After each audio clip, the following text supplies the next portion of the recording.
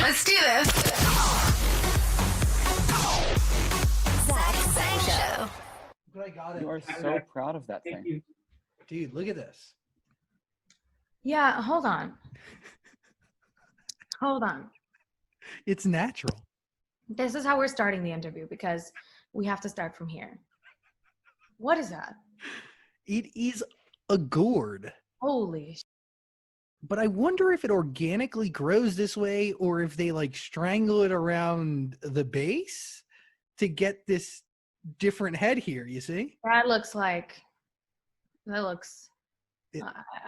don't want to know that guy.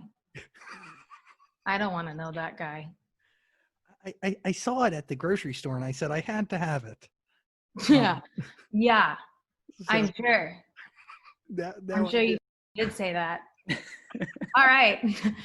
Sang interview. It's 1,000. Here we go. Positions. Election. Action. Oh my God. I like the shirt this time. It's very like of the time. It's like very Beetlejuicy. I tried to go spooky with it. Happy Halloween, everybody. Happy Ween. It doesn't feel like Halloween at all this year, and I'm very depressed. Let's kind of morph into it because I wanted to start with Halloween. And when I think Halloween, I think a couple things. I think like Jack Skellington. I think Bette Midler. I think Ariana Grande. Oh, wow. Very synonymous with the holiday. Thank you. What do you say? Does one celebrate Halloween this year in 2020, or do we forego it? Do we figure out a new way to celebrate? What do we do? We've been waiting for an answer. I think the thing for me that is like most traumatic about this year's Halloween, I mean, of course, the pandemic, but also the fact that Halloween Horror Nights wasn't open this year really, really, really, really, really, really is traumatic for me. Like deeply, deeply upsetting. I usually go like on both hands, I can count how many times a year. You know this. We know this. Like, Zach and I will walk through the mazes and the haunted houses, and like the actors will be like, Ariana, how are you? And I'm like, what up, ghoul number 6? How's it going? We give a hug in the middle. They're supposed to be acting. It's like, you know what I mean? Like, this is my time. This is my, I feel like I can't, like this year is just, now it hits. You know what I mean? Like, why? Of all the things that we couldn't we have just stayed at home for a few more weeks like all the other countries that were fine and are better than we are? Like, did we really all need to go to Saddle Ranch that badly that like we couldn't have waited for the deathly pandemic to pass? Like, No. We all really needed to put on our cowgirl boots and ride a mechanical bull that bad? It is We all needed that Instagram post that badly. But by the way, like, it's those selfish moments that really put us in the place that we're in today. But along with Halloween, along with a brand new album for the world to escape in, we have Election Day coming up. So the power is with us. And you had a huge part with Headcount in getting a lot of people registered, but also educating them and mobilizing the next generation. It's rather spectacular. So thank you. Yeah, it was cool to have Headcount on tour with me and to be able to register over 20,000 people. That, like, you know what I mean? Like, that's amazing. I just remember like my mom and Matt Bennett going to the booths before the shows and being like, want a picture? Well, sign up. Like, it was funny. But yeah, I feel like that was such an awesome thing that we were able to do. And I don't know. I really hope that we're able to make a difference and take back our power this year. Very nervous. We're, 17 days away now? Yeah, it's 17 days, but by the time this comes out, it's going to be just a few days from Election Day. So if you haven't been able to vote already, vote in person if you can.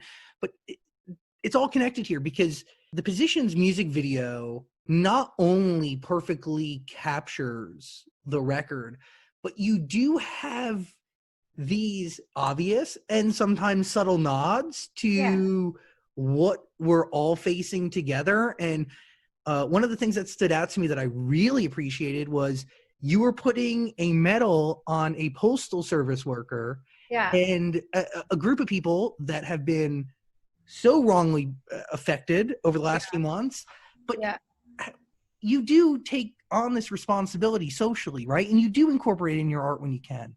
I do. I think it's important too. And I think that I have kind of always been clear about where I sit with these matters and kind of like tried to work it in a way that is clear and definitive, because I do want the people that watch my work to know how I feel about the world and how I feel about women's rights and how I feel about people being treated equally, and why can't things look like this? When I heard for positions for the first time, I never thought White House. I never thought presidential, but it shows the depth to that record, but also it really foreshadows the depth to the entire album, top to bottom.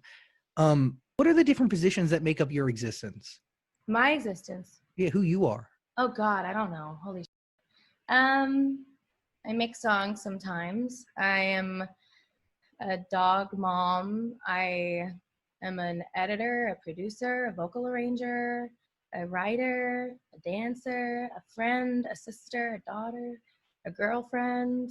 I do a lot of shit. And it's like I have an amazing team and I work with a lot of really great people, but I control every single shot. Like I call every single shot. I control every little thing. And I used to not, and I used to be able to like pass things off and kind of trust people with other things, and then it would go horribly wrong. And now the only option is to literally fill every position. I look at my mom, like my mom's a CEO, an engineer, a mom, like the most fierce, baddest in the world. And I think that I learned a lot of that from her, because she does everything herself as well. Like they can't, and she has an amazing company and she has incredible employees and brilliant engineers that are manufacturing marine communication equipment. Do you know what I mean? Like all day long. But she's a part of everything, like literally everything. She has to approve every call, every shot, every position. She plays them all. But this has been a really, really fun experience putting this together and making this. And I think I love my cabinet in the video, my cast in the cabinet. Misha in there. We have Tyler in the cabinet. We have Taylor. We have Victoria. Yeah. Just an elite group of individuals. Yeah, a gorgeous, intelligent group of individuals that I love. And I believe that we should see more people in power who look and are like them and us and we. And it's like, how are we going to get this right for a country that is made up of so many different, diverse, beautiful people if the whole is being ran by straight white old men? Like, that's just not that's not fair. And by the way, we have no like how will we get this right? And most of those people, those heterosexual white men in power, lack any and all empathy, and they are selfish civil servants, when the reality is we need selfless civil servants to really be the ones representing us. Or just anyone else. I'm just kidding. I'm joking. There's a lot going on that's here. a long-winded answer. No, it's perfect. And I'm really excited because we have a whole album to dissect here. And we are going to go track by track as much as possible. Let's start at the top. Why was this the right time to give the world positions? And there's no way it wasn't a hard decision to make. Oh, yeah. It was hard for me to differentiate between, like, is this an inappropriate time to release because of the state of the world, or is this the appropriate time to release because it's going to make a lot of people feel something bright and something better and be uplifting to people? And at the end of the day, I was like, I'm an artist. This is what I'm supposed to do. I've always kind of tried my very best to take situations and make my fans feel better and make myself feel better, make the world kind of like smile about it or learn from it or whatever, or turn it into art in some way. So I kind of was like, the project is ready.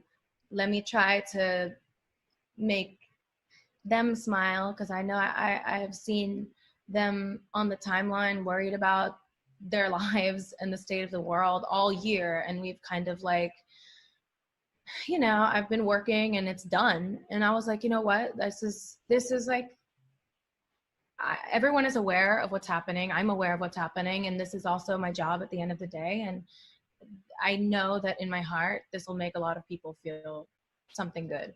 And even just like the day that I tweeted, I can't wait to give you my album this month, the reaction like floored me to the point where I literally am choked up, because I was like, oh, this is like why I do it. Like, this is like, at the end of the day, like why my heart was like, okay, yeah, just drop it, just do it, just let's go, because of them and the love and how it feels and how special that is. It's like I really am floored by that still to this day. I gotta tell you, Like I had chills. I was like, am I in BTS? I was like, what is this reaction? I was like, holy. Anyway, people are looking for light. It's obviously been a really dark time, and as somebody who's been soaking in this album for the last few weeks, it has been the lightest time in my life over the last 8 months or so. 80s. Oh, it makes me so happy. Thank you for saying that. People are hungry for an escape from what we're going through. People want to soak in a story and live vicariously through music and just be removed from where they're at and close their eyes and just kind of go for a trip. Yeah. And at the end of the day, I do have to remember that this is still my job. And like, I've been so like consumed with fear for the state of the world for like a very long time that I'm like, oh yeah, I'm still supposed to put out the songs and make the fun videos and make people smile. So let's just do it, you know? How does that make you feel, knowing you have like the power and influence to make so many people in the entire world smile through everything we're going through? I mean, I forgot that that's what it feels like, and that is in my hands. And when I started talking about the music again, that reaction kind of just like really made me very emotional and very, very grateful, and kind of like I was very emotional that whole couple of days. Like I felt some type of way, and then I listened to the album 300 times because I was like, holy shit, is it good enough? I was like, wait, hold on. And then but yeah, no, it's a really terrifying but also beautiful thing. And I think that's the thing with the internet as well, is like it can be so beautiful, and you can make so many important relationships and friends and fans and see them come together and form important relationships, and it's so beautiful. And then at the same time, you're scared that you're going to see someone misinterpret your work, and you're nervous about that and whatever. So it's a tricky thing, but I am super grateful for them and anyone who gives a shit about what I have to say or sing or write or share. And it's like such a moving thing in my life. Like it makes me like, all right, you know, I need to hang up, you know. Makes me like need to go call my therapist. It's overwhelming. Sorry, go on. what goals did you set for yourself, vocally, creatively, personally, before embarking on this process? No, I think the goal for this was to not only continue the story, because I feel like there's a through line with my projects now. I feel like there's a clear, oh, cool, you know, this is a person's life feeling that goes with it. To continue that through line, but also to sing a little more. I think I was very excited to focus on narrative and making fun bops for a little while, and I miss really singing more. I wanted to sing a little more on this one, and it felt nice to be creating from a more healed place, which is nice. I know a lot of people love Thank You Next and want me to always make something like that, I think, but again, I think that I'm happy that that was executed as well as it was, and I'm happy to not be in that kind of pain anymore and to be in a new chapter. So it felt really nice. I think the goal was to create something that felt more vocal and more healed as a reflection of kind of where I am at. And it's been almost 2 years since Thank You Next, so that's really cool, and also a long time for me, I feel like. So I'm grateful that people still care to hear what I have to say. By the way, yours truly is where this story starts, and yeah, for sure. It will take us all the way to Positions. Do you heal and then write the records, or do you only heal after you It's tangibly have all fun? it's all simultaneous. And I think that that's kind of like evident when you hear like Off the Table, Heading into Safety Net, kind of that like fear about new love and kind of like terrified that you're going to be the thing that holds this back from being a successful, happy, healthy love. And, you know, like, and that your trauma is going to be what contributes, you know, so it's like, I think it kind of is hand in hand. I think the music and the healing go together. And I think that, of course, I had a year and a half without, or, you know, to focus on just the healing and just make a little bit of music here and there throughout the tour, throughout the process, throughout that chunk of time. But yeah, I don't think one can happen without the other for me, which is nice. Shut Up. Why was that the right record to start this album? I think sonically it feels like an intro to me. And also kind of it sets the tone with like, hey, this is the level we're vibrating on. Let's rise above all the, let's celebrate what's good, let's be who we are and say shut up and block out all the, because let's embark on a fun, beautiful musical journey and tell everything else to shut up. It's like, I think that was sonically the right choice, and just the message I think is like kind of cute. I don't know. Yeah, and I love the connection between that and the 34-35. It's fun. Well, because it's like from a Disney princess, it's the start of this fairy tale love story. Yeah. The strings, by the way, in almost every record on this album really set this beautiful through line from top to bottom.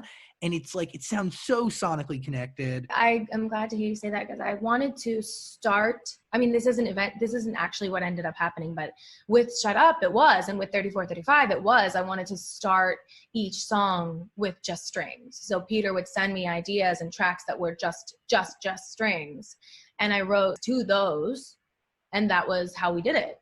Like, Peter would text me the strings, and like, we would start the song with just the strings, and then Tommy would go in, and Franks and Javi and everyone who worked on this project and would go in on the strings afterwards. So we would like get them and write to just the strings, which was a really fun part. But yeah, so me and Taylor and Mikey did Shut Up, and yeah, we just used all the notes on the scale, you know.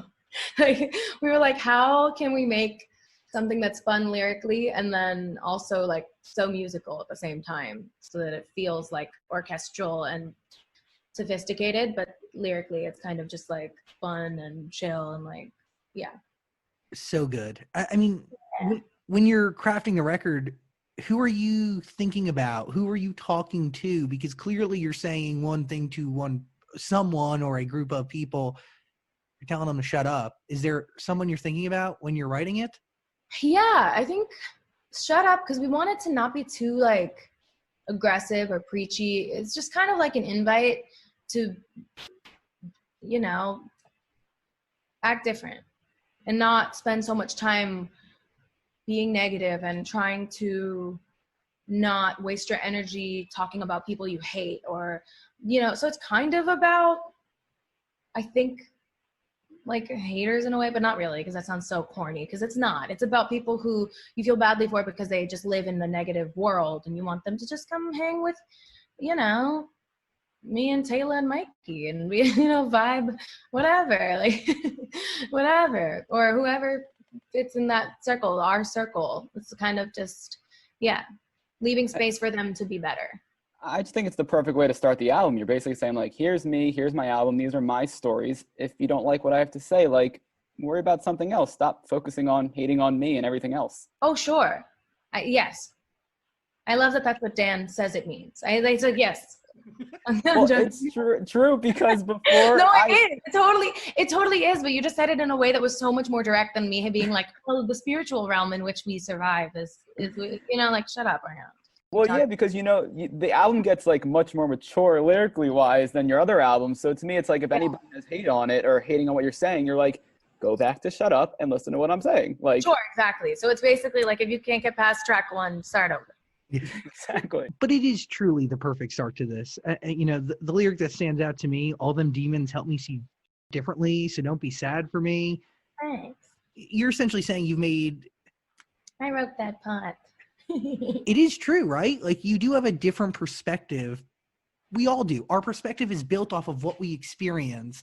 Yeah. And there are some demons in the path behind you. Oh yeah. Wouldn't stand in that wake. Yeah. but it, Steer clear. All. By all means. buckle up. But it does affect how you step forward and how you navigate. Oh yeah, for sure. Yeah. And you're grateful for it. I am grateful. I'm grateful. I wish, some of it had not happened, of course. But I think that I am very blessed to have the people in my life that I have, and friends like you, and the escape that is making this stuff. And I do see things a little differently. I think I have a major, I have a level of gratitude just to even be here anymore, that I'm just like, I'm good, all right. 34, 35. Oh yeah, let's get in there. I did the math on this, and I do believe it. Did you use a calculator, Zach? Yes, I ran out of fingers and toes. You guys want to hear something embarrassing? I didn't do the math, and I didn't realize what the numbers were until the very last line of the song. No, that's perfect. That's the experience that I want you to have. I love that. Please. Well, why is this record important to the overall story you're telling in this album? Oh, because I just think it's ridiculous and so funny and stupid. It's absolutely absurd. It was just a fun thing. Again, we heard the strings that sounded so like Disney and orchestral and full and pure. And I was just like, yo, what is the dirtiest possible, most opposing lyric that we could write to this? And I was sitting with Scott Nicholson the night that I started writing it. I was sitting with Scotty, and we basically, Scotty wrote the Give Me Them Babies line, which is my favorite thing in the world, is that Scott Nicholson is a writer on 34, 35. It made me so happy. He was like, I was like, what comes after, I think I'm crazy, way I've been crazy, if I put it quite plain. And Scott was like, just give me them babies. And I was like, and he was like, I'm joking. And I was like, no, it's to print. We're doing it. It's done. It's perfect. Yeah, but it came up as a total joke, and then I fell in love with it. And then Taylor and Victoria came, and we wrote the bridge together, and it was so much fun. And it was we finished it. We started it last year, and then we finished it months and months and months later, when I was like, oh, this needs to be on the album and it has to happen. And it was the night after that big earthquake, scared the shit out of me. And I was like, 4.5, and I made the magic. And it was after the 4.5 one. So that's why that lyric is there. Friends were like, wouldn't it be more than a 4.5? I feel like he's way stronger than 4.5. And I was like, yes, but the earthquake last night. Anyway. Sorry, I'm telling you the whole story of how everything came to be. That's what do you think we're here for? Sorry. I don't want to say the earthquake is the reason why, but it is the reason why we have that line. But what do you have the rest of the album and then go, there's a hole to fill, and we happen to have that one song that we did a year ago? Yeah. That could be perfect. So the way I kind of like to move when I'm making stuff is I like to jump around. I don't like to finish things right when I start them. If I have a verse and a hook, I'll be happy, and then I'll be like, okay, let's start something new, or okay, let's do the second verse and then come back and blah, blah, blah, blah.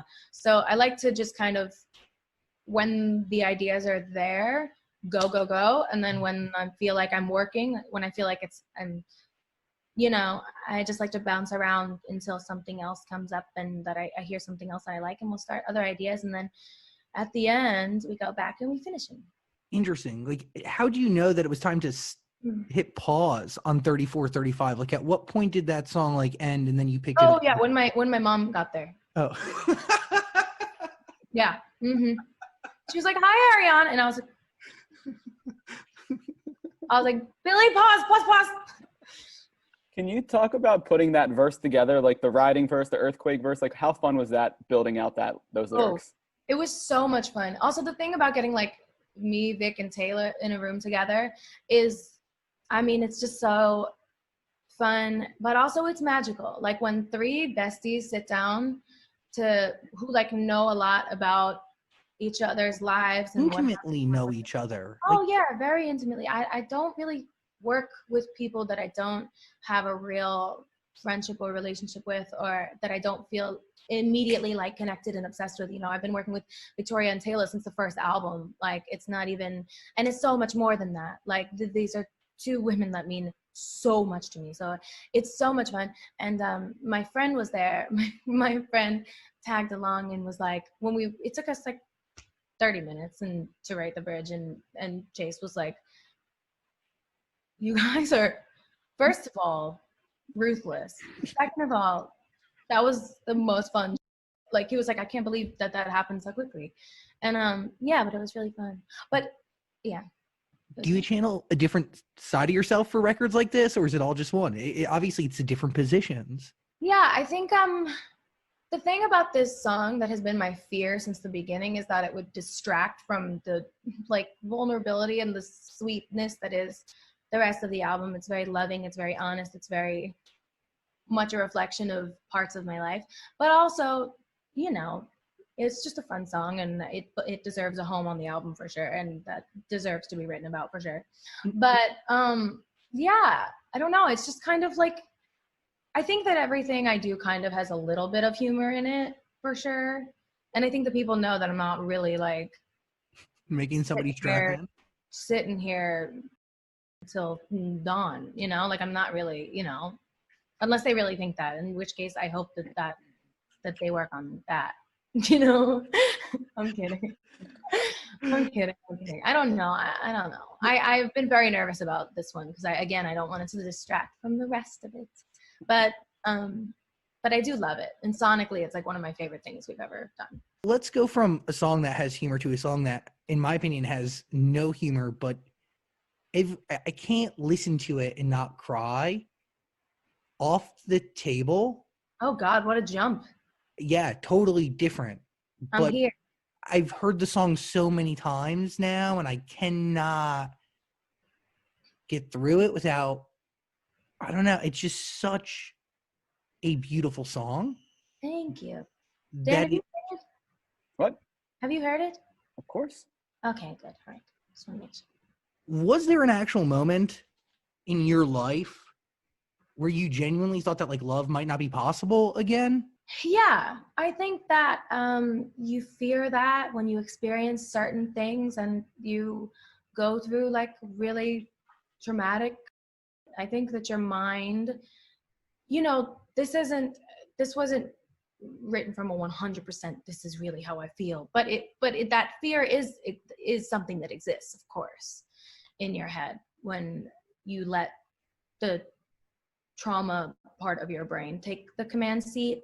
That of course exists, and your brain is constantly telling you, no, you don't deserve this, or no, this won't happen, or no, yes, this person is too good to be true, or yeah, you will you know, be kind of just frozen in this period of recovery for the rest of your life. There are moments where that traumatic, the PTSD part of your brain takes the command seat and tells you those things.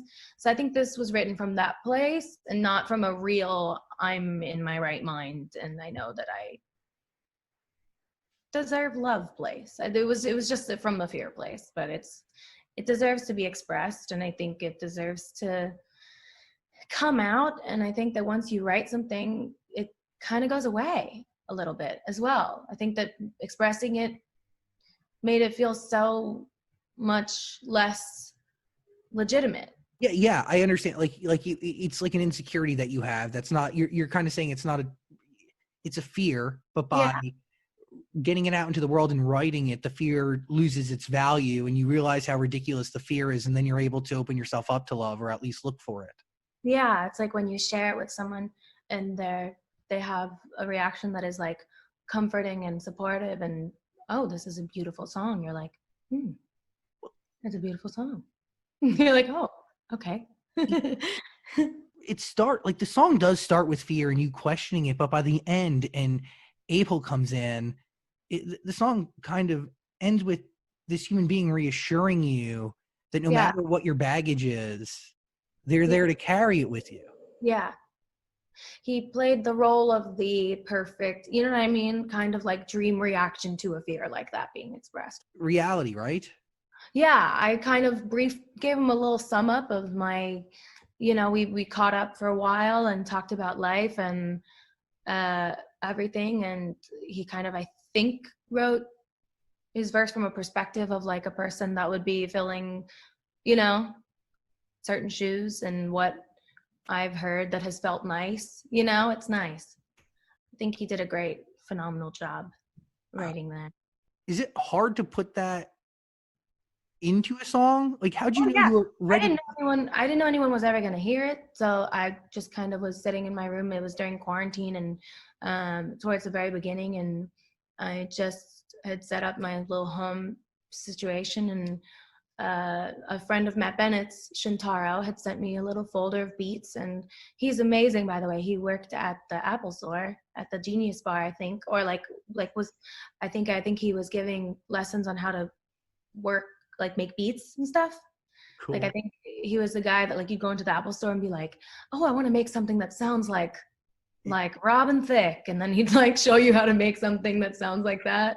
And but yeah, he's a really brilliant producer, and he sent me a pack of beats, and I pulled it up and I wrote a verse and a chorus, and I sent it over to Abel, and I said, is this okay? And he was like, yeah, I'm gonna write the second verse. And I was like, okay.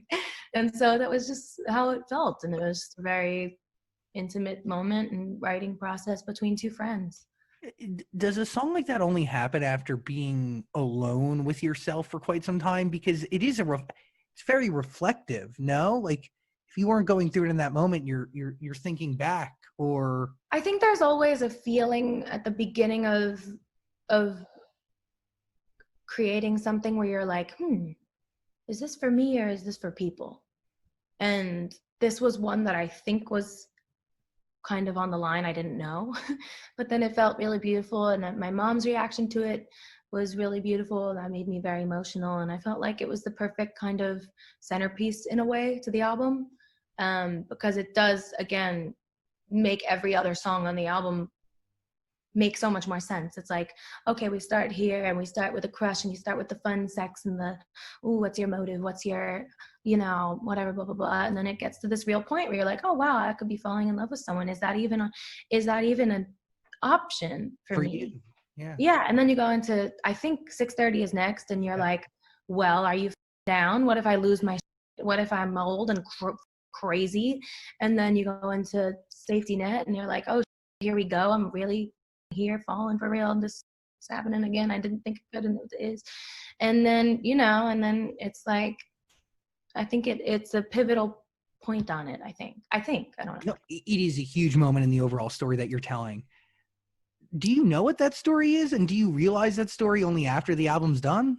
Oh no, I mean, of course it's nice to see it come together and make sense for strangers or for other people listening, or for people who aren't living through these experiences. But to me, it's clear because I'm making songs that are coming from a real place. And, you know, I'll be like, you know, it's like, that's the process. I wouldn't, you know, it's like, I could sit here and you could give me a word and I can try to make a song about a word, but it's not going to be as good as if I sit here and I make a song about some real thought that I had, you know? Wow. The strings on this record, it hit me, and I think Off the Table and Myron are actually connected in some weird way. Did he hear the song? Myron was sitting underneath my feet when I wrote that. So yeah. Yeah, he doesn't leave me alone much, but I think he loves that song. I think he also loves chewing my headphones and sitting right next to me as I'm working. And yeah, he's in a little angel. He doesn't leave me alone much. I'll go to like brush my teeth first thing in the morning, and he'll come with me and sit under the sink and like look up at me. It's very sweet. Oh, and A little angel. I love the dogs at the end of the music video, by the way. Oh, thank you. But not all of them, like not even half of. I know. I wanted it to be realistic, but not like me slipping in the snow. You know what I mean? Because there was fake snow on set, and I was like, I'm going to die if Lafayette is added to this, and like Cinnamon is here, and there's like all these dogs. So we did a little group. Yeah. Lafayette has to be in the next one. She has to be in some video at some point. Do you have 8? I lost count a long time ago. Okay, got it. Is Off the Table, would you say that's one of the most personal songs you've ever written? It's hard to top Thank You Next because it's so much more straightforward.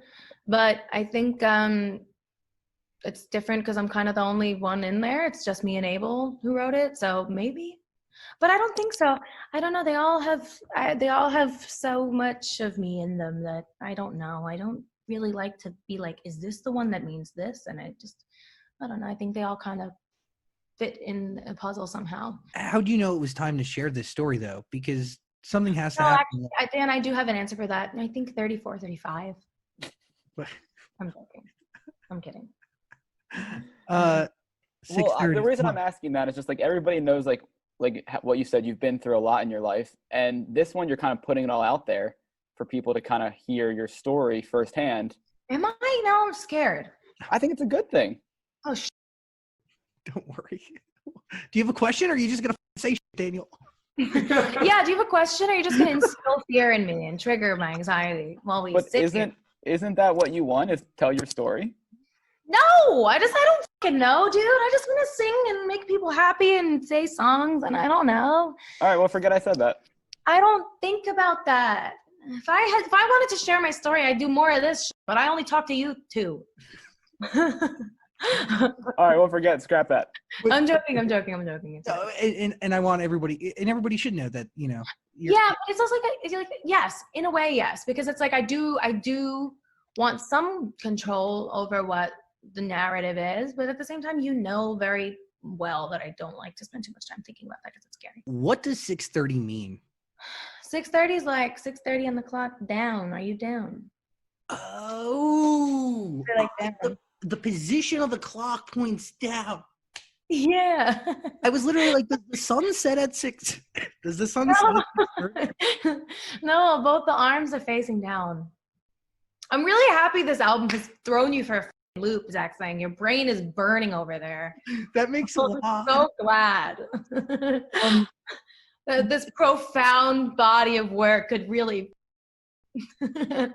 make you short circuit. Like, Dude, it's made me think, and I really truly have spent a lot of time with it, so I am dissecting all of it. You do need somebody to play video games with you at 2 a.m. Do you have that right now? yeah, hell yeah. Oh, congrats. That's a big Yeah. deal. But we're asleep by 11:01 or by like 10:01. We're old. I'm old.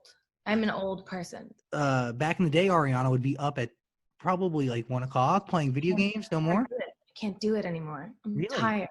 Oh yeah, I'm exhausted. Also, I think the amount that I have worked on this year that was supposed to be my off year is like crazy. I've like never been more nonstop in my entire life, and it's like kooky.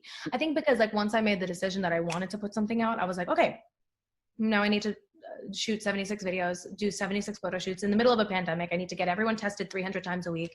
I need to put together these mixes, approve all these masters, and I have notes on everything. I'm not happy with anything. I need to make sure everything is perfect. I need to da-da-da-da. And I think I just kind of like drove myself a little crazy for a while. So I think I was like, by the time we were both home from work and done, I was just kind of like, we both were like, okay, good night. We were both like, okay, we're in bed by 7, watching Netflix until 10 and then sleeping, you know, like old people routine. This is all that happens. Do you realize that you want to put out an album only after the songs are done, or do you go, I'm going to put out an album and then start creating? No, I see a list of like things that I know I would want to be on an album. Even if they're unfinished, I know that there are titles like of things that exist in my head. And once I see like 10, I'm like, should I start paying attention to this? Do they go together? Is it cohesive? Does it make sense? And then I'm like, oh wow, we're onto something. And then like, it's just, it happens. You don't realize, you know, like I'll just look at Tommy. We got a little whiteboard in the studio and we write on it and keep lists of like what we really love and make like a little to-do list of what's left to finish on them. But once we're in the double digits, I kind of look at Tommy and I'm like, are we here again? And that's always a very exciting moment. And yeah, that's kind of when you realize that you have something, but only when it presents itself. Like you don't set out with a goal, you set out to create, and then eventually yeah. Skirt Skirt is a language unique to you. There's a lot of I don't think so. I don't think that is true. no. I would say that that's not true. Oh. Skirt Skirt. Dan is laughing at me. Am I not cool enough to know who else uses Skirt Skirt? I feel like that's a commonly used thing in rap songs, and it's an ad lib for some rappers as well. You know, they're like skirt. You know.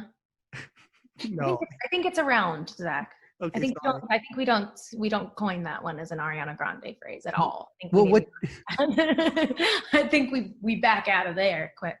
what do you coin?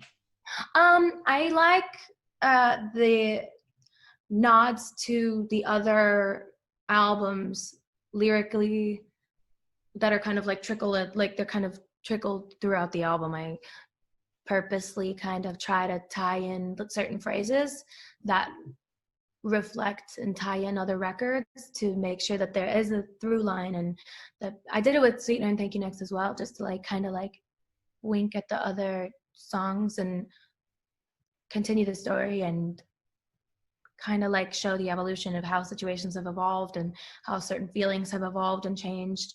So I did a lot of that this time. There's a lot of them. Some of them are more obvious than others, but yeah, one of my favorite ones is In Safety Net, and is it real dance or is it in my head?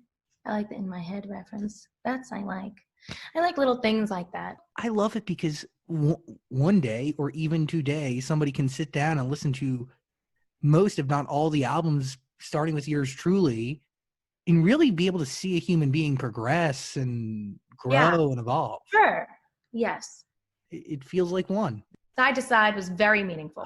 Bicycle. That you can coin. I don't think anybody else used that. Dan, I think, is the one where it's the most personal. You know, when you asked me before, that is off the table the most personal record I've ever written. I think it's Side to Side. I can see that. It's really tough. They're neck and neck, but also shout out to everyone that still is surprised when I'm sexual. It's so funny and it makes me really happy. We talk about, well, there's a few here. I really want to talk about Just Like Magic because you bring up manifestation. Mm-hmm. Do you believe in that? Yeah, I think that's super real. I think that what you put out and what you focus your attention on is what expands, for sure. Do you think manifestation played any role in your journey now, or to get you? Yeah, I think for sure. I think that there is a certain way to look at things, and when bad things happen or when things get really tricky, it's hard to still look at them that way, and you still kind of have to try your very best to and learn about restriction and learn about channeling the right mindset and really try. And it's hard and it's like so complicated and hard, but everything you do, I think, kind of contributes to the life that you create yourself. Oh yeah. Like every thought that you have, and it's hard because again, it's like we live in a world where we're taught to hate ourselves constantly. So it's like, it's really hard, but it's like every single thing I think that you think about yourself and others and how you react to things, what you choose to think about, what you spend time talking about. It's like, I think it all plays a part somehow. I don't know. I just, back to more manifestation, like if we're going really there, because I kind of went off the rails a little bit. But my mom always taught me that if I want something, it can happen. Like it's absolutely possible, and to never act like it's not. And I think in a way that's kind of manifestation. It's like you think about it like it's already there, and it is. But I was taught that since I'm 4 years old. I was 4 years old and they called 411 to ask the lady who worked at the front desk at Universal, probably the theme park, probably not even the studio, if I could audition for all that, And then I was on Nickelodeon. That was like my first, Yes, it is true. I do think it's real, because I think that's how I'm here at all. I think my mom taught me that. I totally agree with you. What's a great thing to tell your 4-year-old is like, you can do anything you want, And by the way, that hit me in my life at the age of 10, and it impacted my path even from that age. You were the youngest rock star, radio host, entrepreneur how old were we when we started doing this together. You were what, 15? Yeah, we You had had your own radio show on 1 million stations when you were 2 months out of the womb. a fetus. Right off the press, couldn't even speak. You're like, I'm Zach saying on the radio. Say it's. Well, you want to go? I was going to quote from the song, one of my favorite lines, one of my favorite passages from You go the first. album. Say it's tricky at the top. Got to keep it slim, you go, for a thick wallet. Oh, bad. Losing friends left and right, but I just send them love and light. It is a realization that you need to be a kind person to achieve something. 100%. The minute you start being a tool, that plug is being pulled. Mm-hmm. Kindness. It might take a while, but you're pulling the plug on yourself. The minute you start treating people weird, the I don't know, the runners and the first ADs and the yelling at people, the minute your plug is getting loose and you're, like pulling. Yeah, it's not, you gotta be nice to people. You gotta be grateful. You can't see one achievement as a indication of anything. Like, you can't accomplish anything and see that as like, I'm different and I can act different and I don't have to work as hard now. And no. It's a complete opposite. By the way, like, that's a really valuable lesson that you don't actually learn until you're maybe put in the position. like to have a great success, like you don't. When you have songs and then you can't hear certain words anymore? Yes. They're like, I have a problem. And I'm like, I hear the intro start and that I should be in my place ready to go like this. Like I have like trauma for all these songs. The Ty Dolla $ign collaboration is phenomenal. Mm-hmm. And by the way, it was the only song on the album that took. I was clearing my throat, not saying, yeah, it is. So thank you. I was clearing my throat, but it sounded like I was like, yes, it is. How does this collaboration with Ty Dolla $ign actually come to be? He walked in, but he just walked in and loved what he was hearing. And I was like, well, this is a perfect time and place for us to do something together. And I've always wanted to. I'm a big fan and he's a great guy and I've always wanted to. And so it just happened to work out. I think he just kind of sat down and loved what he was hearing and was like, let's do this together. And I was like, yeah, that's great. Well, the record is, the entire album is very much present, but it gives me a timeless feel. Safety Net, it's like feels very old school R&B, but in the best possible ways. Thank you. That's my wet dream.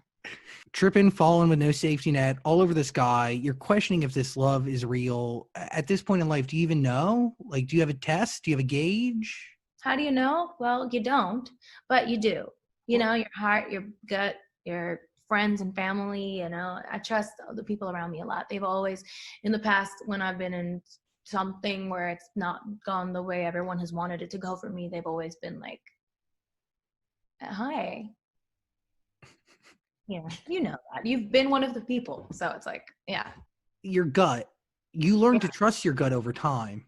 Yes? Oh, or yes, but also like you can't, when you're a person with anxiety and depression, there's this like weird thing. There are times when you can't differentiate between your gut and your trauma and your fear and your anxiety and your PTSD. And you're like, who's lying? Which one? Yeah.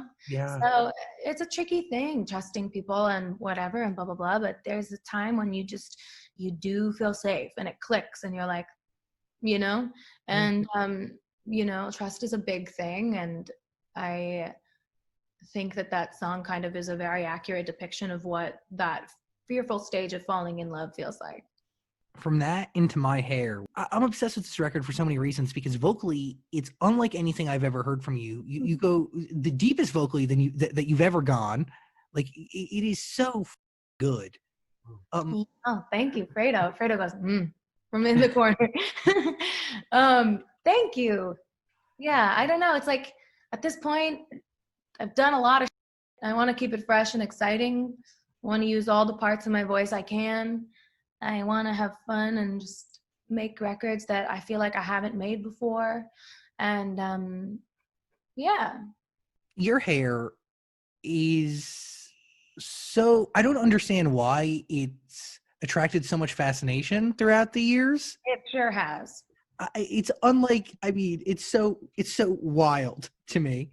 From the red velvet red to the ponytails, you have somewhat publicly been defined by your hair, but Yeah.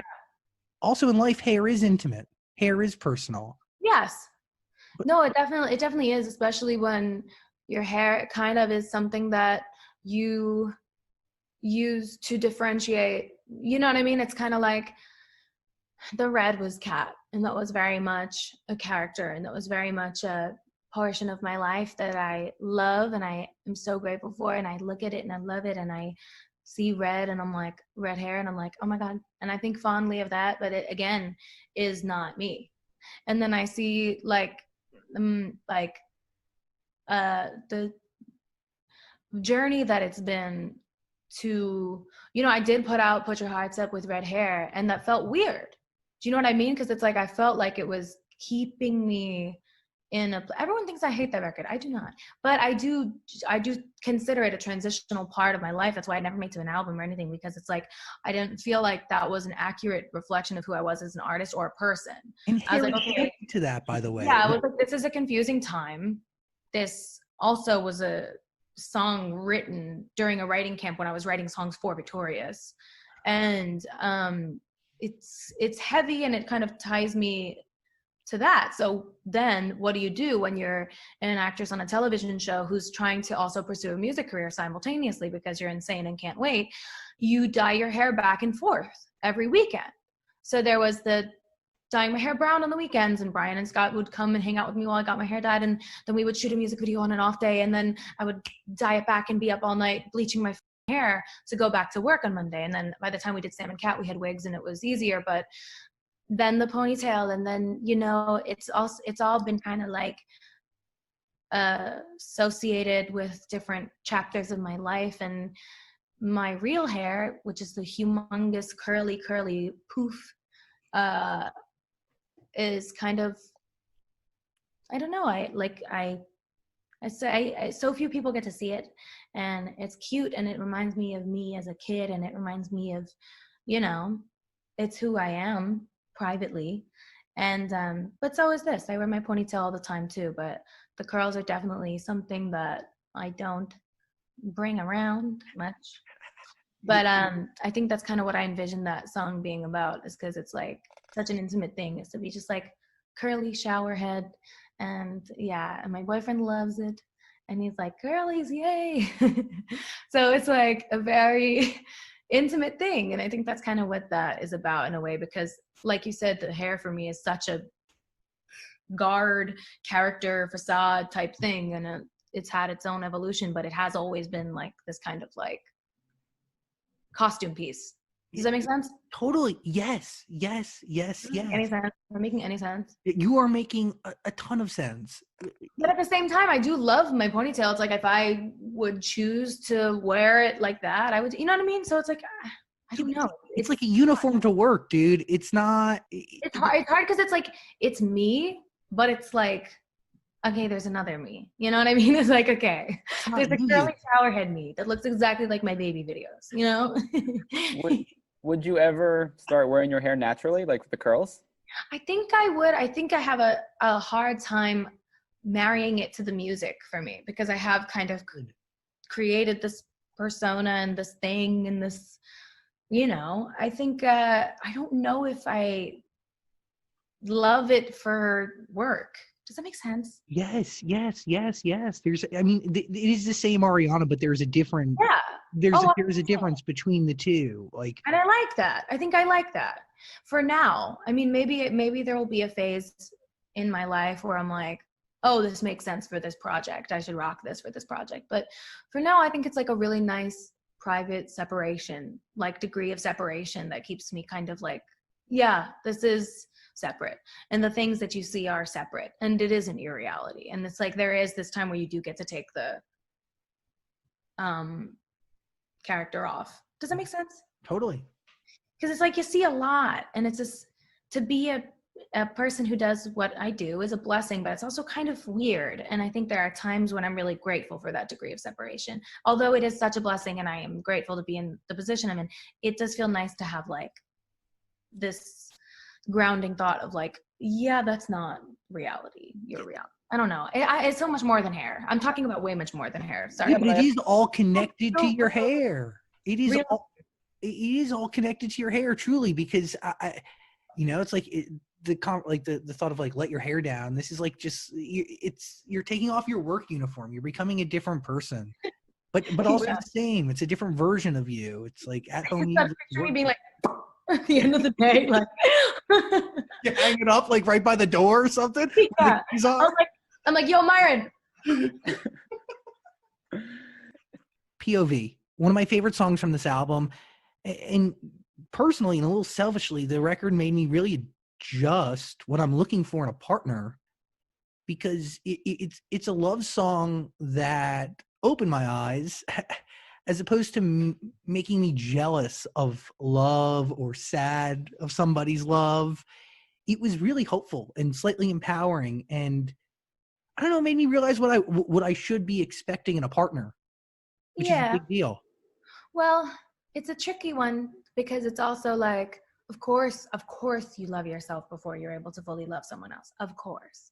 And this isn't really about that in a way. It's just kind of about, you know how everyone has the little things that you're like, ugh, how could you like that? You know? And you see someone who you're madly in love with, love that. And you're just kind of like, I'm floored. Like I'm like choking up. But you know what I mean? Yeah. Like, oof. I want to feel that, you know? And I kind of was like, wow, I don't think that's a song that's been written. I was like, I'd love to see me from his point of view.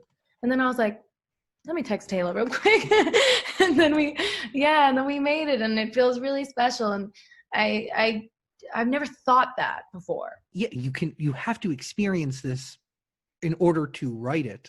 Correct? Yeah, and I think it feels really special because I don't know many songs that have that concept, and I don't think they are there. And I think that a lot of love songs exist already, and to write one that feels like new and like a new piece of information and a new point of view, for lack of not saying a bad pun, it feels really like special. And so yeah, I don't know, that's a very special one. I adore Taylor. I love writing with her, creating with her. It's so special.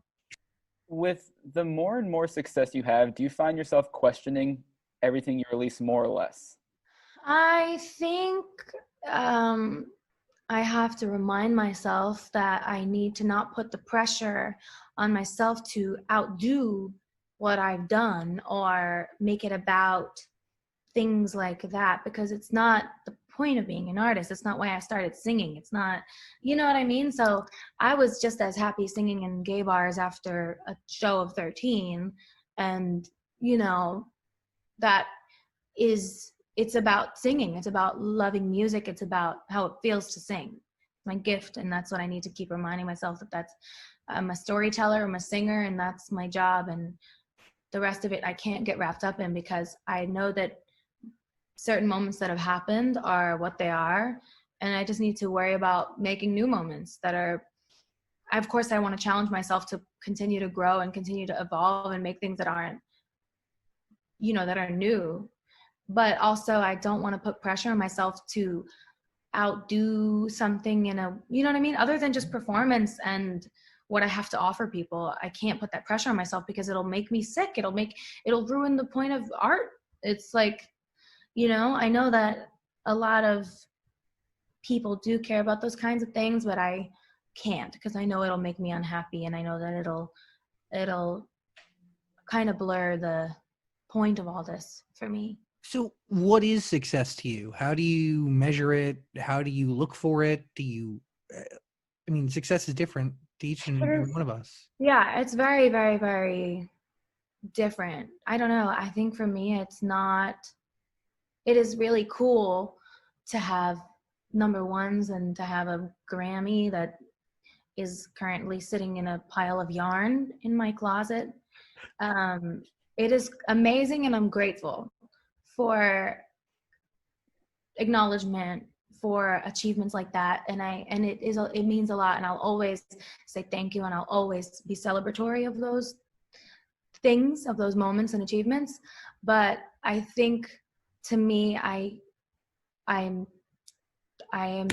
successful by being able to make something that I'm proud of and sing, and I love, you know what I mean, what I have to offer. I'm proud of it. I am proud of what I make. I'm proud of my voice, and I love my fans. That is success, is having them and my family, my friends, my dogs, and having love and having, you know, going to sleep feeling grateful and snuggling at the end of a long ass day and having that to look forward to is like success. You know, it's like, that's real, you know? Yeah, it's real. It's real. It's more than just numbers. Like, love and being proud of yourself. And that's a really, really, really major accomplishment.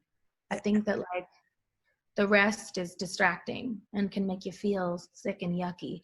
I hear a lot of shit. I see a lot of shit, and I try so hard to not engage with it, because I want to deliver and I want to make people proud, and I know that numbers matter to the labels, to the fans, to the things, to this, and like all of that is important to a lot of people. But at the end of the day, I need to, in my heart, success is just everything I've had since the beginning. Like love and the ability to sing and tell a story. I'm happy, you know? Yeah. What you're saying is the truth. I believe that you would have still created this album even if nobody was on the other side listening, because it just needed to be done. And I think you would still sing even if there was just 10 people in the room as opposed to 10,000. I did sing when there was 4 people in the room, and 3 of them were Frankie and 1 of them was my mom. You know what I mean? I don't know what the f that meant, but I'm so glad it came out. The most meaningful part of your life, I am sure, is to lose to success. Yeah. I mean, by the way, like, it's not every day that a dog just ends up on the side of a bus. I raised to lose, you know, that's a different level of success, actually. You're right. Wow. Now that I'm into it. Speaking of performing, have you even thought about a possible tour for this album, or is that not even on your mind with everything going on? No, it's I don't think it is. I mean, I don't think people are going to be touring until 2022. Yeah. I don't see it as a possibility, and I don't think I would feel safe. I don't want to put my fans in danger. I think we need to really look at this, and no one knows what they're doing, and the way this pandemic is being handled is who knows, and I don't see it in the cards. Also, I just got off tour last year, so I think that I kind of liked doing Sweetener and Thank You Next and then touring both together. So maybe after whenever the next one happens, which will not be soon, but and the pandemic sorts itself out, maybe that would be a good time to start thinking about it. But I think that just the state of the world right now is not safe. It's not a safe time for people to be traveling and going to shows and being around. You know, it's not realistic. I don't know why people are like pretending that their tours are going to happen right now. They're like delaying to the summer, and I'm like, yeah, good luck. What is the most rewarding part of crafting an album?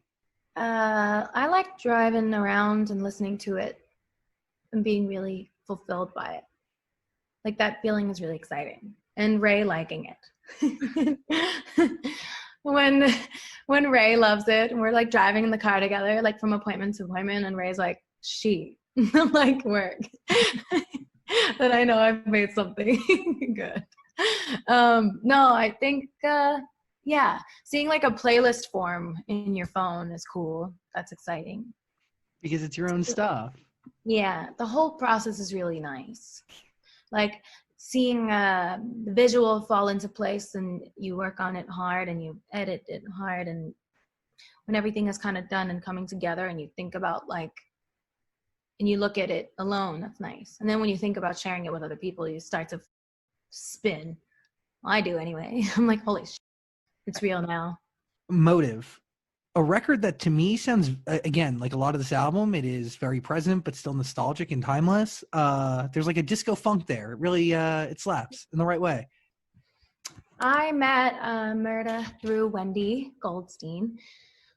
She connected us, and I love his work. I think he's super talented, and I wanted him to kind of like try new for me, I think. And so I sent him a little playlist of like some diva music to listen to, and Vogue was kind of like the leader of the playlist. And he sent me a beat called Vogue, and that was kind of the inspiration. And I think it's so cool that someone like him made that beat, you know? Murder, like the Murder that does like Drake and some of the Migos stuff, like that Murder. Yeah. Oh wow, that's cool. I would never. Yeah. No, go ahead. I just didn't expect him to make that beat, which is awesome. No, I know, me neither, which is why I was like, hey, like, you're sick. I'm obsessed with everything that you've sent, and like, you're so talented. I was like, what if you tried to do something that you've never done before, never thought of doing before, something that someone could vogue to? And he was like, what do you mean? And I was like, well, and I sent him a couple things to listen to, and it was fun. It was in quarantine. We were both kind of like trying to inspire each other, and he knocked it out of the park. And I think it's always so exciting when you push each other to try new things, and someone can push you and you can push them, and it makes something refreshing. Why was Doja the right person to help bring in the life? Felt it in my bones.